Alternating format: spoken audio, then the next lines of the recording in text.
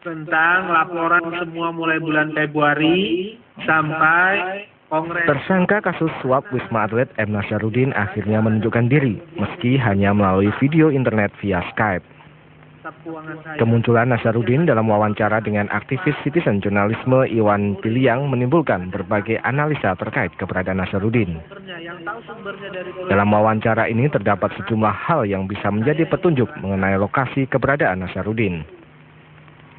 Gambar di video tersebut ingin menunjukkan bahwa Nazarudin berada di tempat yang jauh dari Indonesia. Hal ini terlihat pada awal video di mana kamera bergerak memutar dan memperlihatkan jendela. Hal ini untuk meyakinkan bahwa wawancara dengan Iwan dilakukan pada waktu malam. Sementara latar belakang Nazarudin terlihat ada sinar yang menembus jendela untuk menunjukkan lokasi Nazarudin berada masih siang. Perbedaan waktu ini menunjukkan bahwa Nazarudin berada di lokasi yang jauh dari Indonesia. Dalam wawancara, Nazarudin juga mengenakan topi yang tidak lazim dikenakan di Indonesia. Selain itu, hiasan dinding dan latar belakang ruangan Nazarudin juga bisa menimbulkan kesan Nazarudin tidak berada di Indonesia. Politisi Partai Demokrat Ahmad Mubarok bahkan meyakini bahwa Nazarudin telah berada di Argentina. Wawancara semalam itu ternyata dia dari Argentina, di Amerika Latin, dilacak oleh Polri, saya sudah dapat laporannya, ya. Ternyata di Amerika Selatan. Waktu wawancara dengan Tempo dia di Kamboja, gitu. Jadi dia kabur ke sana kemari, tapi saya yakin sepandai-pandai itu melompat akan jatuh juga. Duitnya nanti akan habis juga, dia akan kebingungan juga. Ya. Hingga kini Nazarudin yang masuk dalam daftar buruan Interpol belum dapat dipastikan keberadaannya. Video wawancara Nazarudin mungkin bisa membantu memberi petunjuk keberadaan Nazarudin, namun nyatanya hingga kini aparat hukum Indonesia belum berhasil membawa pulang Nazarudin ke Indonesia. Tim Liputan Metro TV. Ya, selain beberapa dugaan-dugaan yang muncul karena melihat video tersebut, ada juga dugaan yang lain, misalnya seperti memang dibuat-buat begitu. Ada sinar matahari yang seolah-olah dibuat-buat itu siang, sementara wawancara dilakukan malam dan lain sebagainya.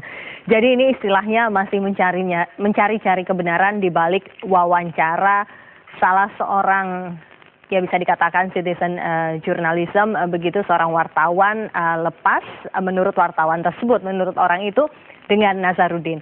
Kalau Anda sendiri Pak Danang melihatnya seperti apa? Nazarudin, dimanapun engkau berada, pulanglah engkau ke negeri di mana kau dilahirkan, tumbuh dan mencari rejeki dan penghidupanmu. Nazarudin, jika memang engkau pintar dan benar, pulanglah engkau, bawalah serta barang bukti dan fakta hukum yang pernah engkau tuduhkan kepada para tokoh politik dan aparat penegak hukum. Bawalah itu semua ke meja hukum, biarkan proses hukum yang berjalan.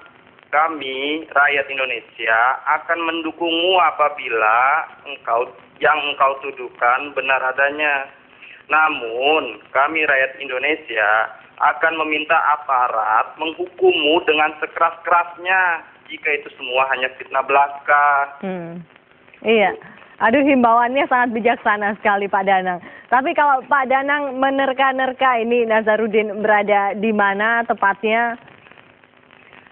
Hanya Nazarudin yang tahu, Mbak. Hanya Tuhan dan Nazarudin yang betul, tahu. Mbak. Tapi ada kabar baiknya ini, polisi, menurut polisi sudah mengetahui keberadaan Nazarudin dan akan dilakukan upaya penangkapan dan kerjasama dengan negara yang bersangkutan. Kita tunggu saja ya Pak ya. Saya optimis pihak atau aparat penegak hukum dapat bekerja dengan baik. Gitu. Baik. Kami berharap justru kepada media, kepada Mas Iwan Pilih yang telah melakukan wawancara Skype untuk senantiasa membantu aparat penegak hukum, karena ini kedepannya adalah dalam rangka menegakkan hukum setegak-tegaknya di Indonesia.